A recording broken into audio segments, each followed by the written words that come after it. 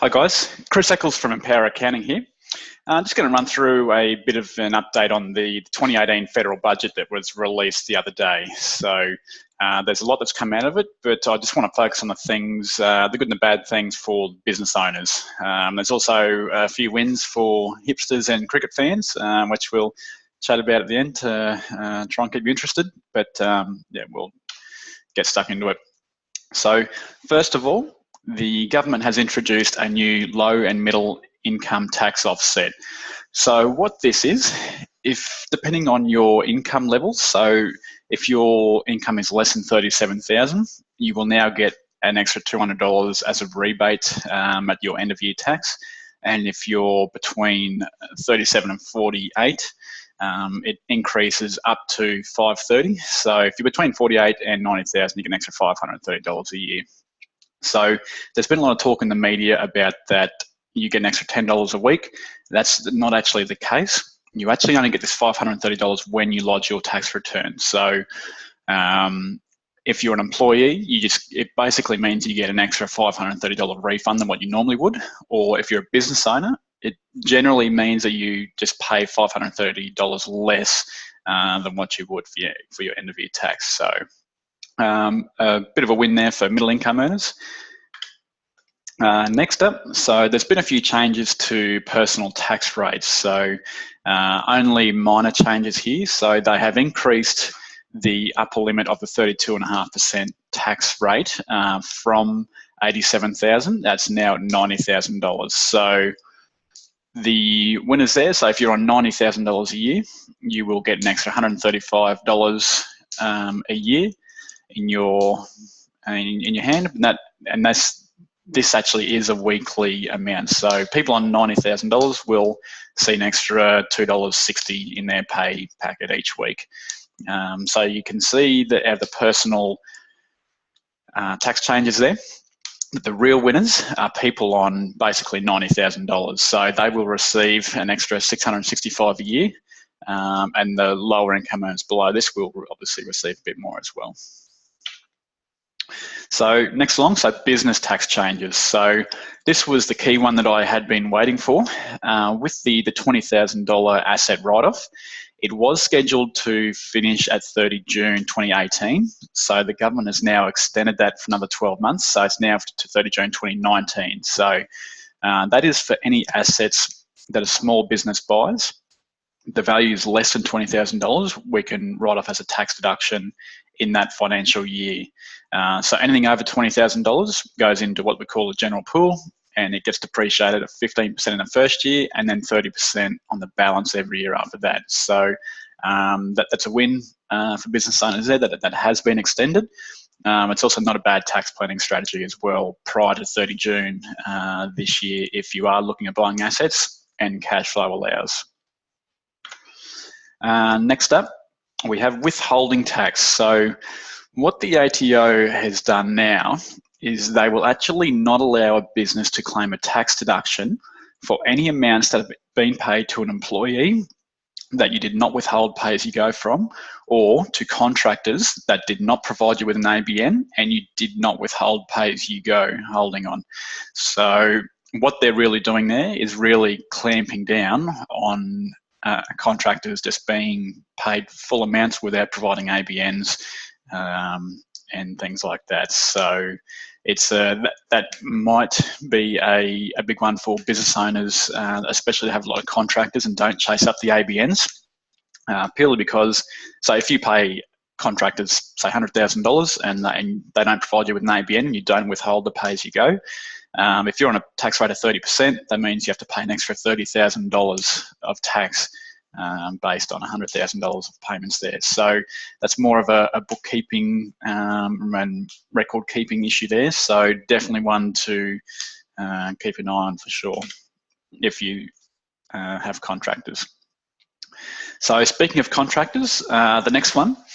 So with contractors in the building and construction industry, so for the last couple of years, the building and construction industry has had to report all of their payments to contractors all the payment amounts to the ATO, all the ABN contractors and the amounts they've paid. So they're now rolling that out to the cleaning and core industries from next financial year, which was already announced in last year's budget. But this year's budget, they have said that from the 2020 financial year, they are increasing the number of industries, and that's now going to be across the security industry and the road freight transport, so trucking industry and computer and system design industries. So basically, the ATO is really just trying to get as much information as they can. Obviously, they've pinpointed these industries as ones that have a lot of contractors, and the ATO really want to know who's being paid what, similar to what they would do if they were on wages. So they're basically just getting all the information that they can to make sure everyone is lodging their tax returns properly and not missing out on income. So next we have a few super changes. So with self-managed super funds, this is a win for people who do have a self-managed super fund. So currently an SMSF must get audited every year, which obviously there's a cost involved with it, which is normally a few $100s. And what the ATO's come out now, and they are saying that if you, from the 2020 financial year, so a lot of this stuff isn't for a few years yet, but so if you have a self-managed fund and you have 3 years of good audit history and you've been lodging your returns on time, you only need to lodge an audit once every 3 years. So this will potentially save SMSFs thousands over the life of the super fund. So the next one along, so currently the number of members you can have in a self-managed super fund is 4. So again, from the 2020 financial year, they've come out and said that you can now have 6 members in one self-managed fund. So probably the reason for this is that you can get a bigger pool of people together and have a bigger kitty to go and invest in. I would potentially think that this is not probably a great idea, purely a bit from experience as well, that from what we see is that with super funds that have 4 members in them, generally it's either mum and dad with kids or friends in together, and it is very rare that we even see 4 people with the same investment strategies and risk profiles.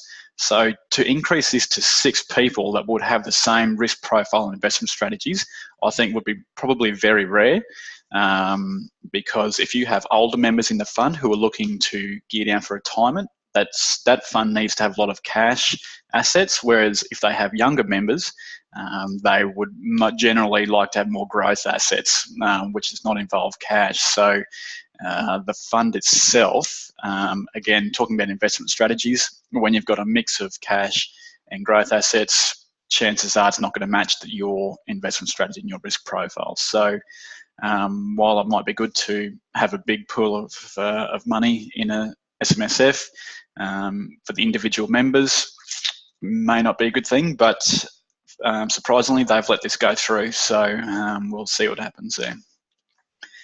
So more changes with super.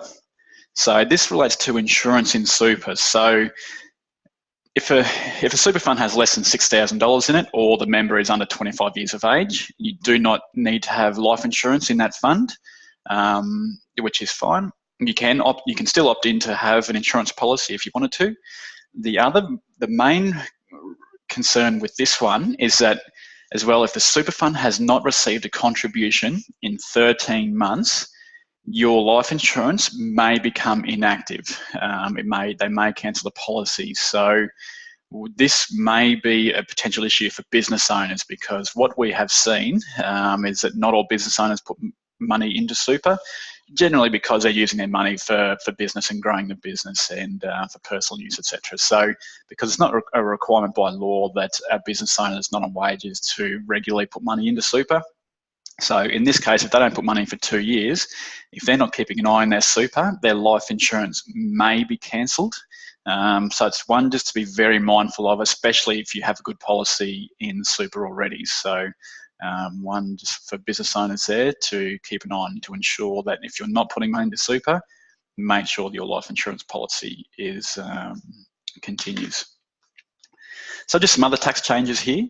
So currently, if you have a block of land and your intention is to go and build a place on it and rent it out as an investment later on, you can currently claim your interest rates and other costs like that against your tax as a tax deduction in the current year against what other income you've got, which is generally a bit of a win because you know, you're not receiving any investment income, but you're still able to claim those deductions. So again, from the 2020 year, the government is now not allowing you to claim those expenses while it is vacant land. So, but they will allow you to claim them against your capital gain when you do sell the land later on. So this is a bit of a loss for people who currently have land and are intending to build on it later on. Purely because of basically your deductions have been halved because of if you hold it for over 12 months, you get a 50% capital gain discount, which basically means that the costs that you've spent on interest and rates and things like that are going to be halved as well. And you don't get to claim them straight away. You claim them when you sell the property later on. So, yep, so next along is the ATO audit. So again, this they release a figure every year. So the government has provided $130 million to the ATO to increase their audit activity. So what they're going to be spending their money on is really data matching. So getting more information from banks, larger businesses, to try and get as much information as they can on individuals to make sure that people are lodging their returns correctly and they're not missing out on any income. So a few unusual budget items here outside of more tax, I guess you could say. So this is one for the hipsters. They are increasing the alcohol excise refund scheme. So currently this is more for larger brewers and distillers because obviously there's been a lot of smaller brewers popping up around the place due to the whole hipster movement and things like that. So they're now increasing the refunds from $30,000 to $100,000, and for people who produce smaller keg sizes. So hopefully that'll help that industry, and yeah, the more the better. Next is 2020 cricket. So the government has actually come out and said that for the next 5 years, they will give the ICC a tax exemption if they bring the 2020 World Cup to Australia in 2020. So given the current state of cricket, it looks like they're trying to improve the image of cricket in Australia. So yeah, we'll see if everyone's favourite cricketer, David Warner, will be there for that one or not. But yes, time will tell. Next one, so modern slavery. Whilst we some of us might feel like slaves in our jobs sometimes, the government has actually identified that this is actually an issue in Australia. That there are businesses exploiting modern day slavery in businesses. So they've pledged $3.6 million to set up an anti-slavery unit to try and eradicate this. So hopefully Carissa isn't watching this because I might be in trouble. And that's it as a wrap for budget items. So if you had any more questions, you can reach us there on email, obviously phone. Feel free to connect on Facebook, LinkedIn, YouTube as well.